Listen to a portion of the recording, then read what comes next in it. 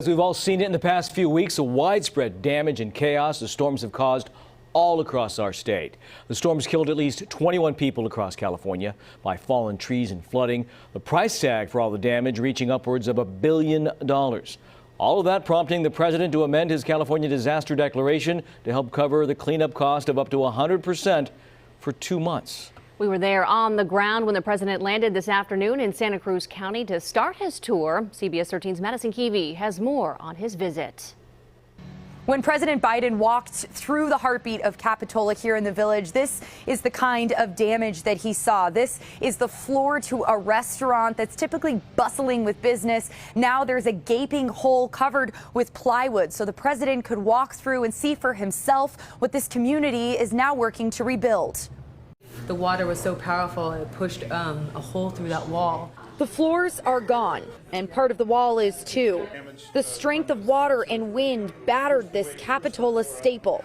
The President of the United States walked through in shock, the business owner said here at Paradise Beach Grill. Was interested in the damage, and he seemed to care about, how people were affected from the, historic storm events.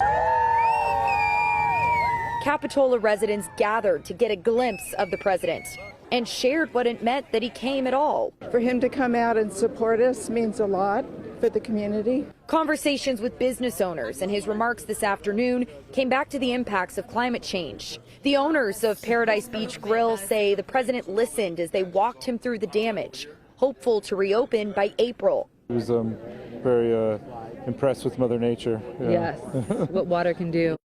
One of the concerns that business owners said that they shared with the president was getting their employees back to work. Many of them have come to volunteer and clean up this stretch of Capitola over the last few days. The president, they said, heard those concerns and said the federal government will walk with business owners and homeowners, really anyone impacted by this storm damage, through the rebuilding process until the very end.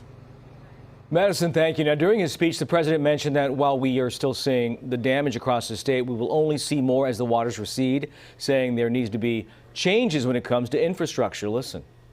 We know some of the destruction is going to take years to fully recover and rebuild, but we got to not just rebuild, we got to rebuild better. We got to rebuild better. The president pointed out there are 500 FEMA personnel out bringing in meals, water, blankets, and cots to those still in shelters.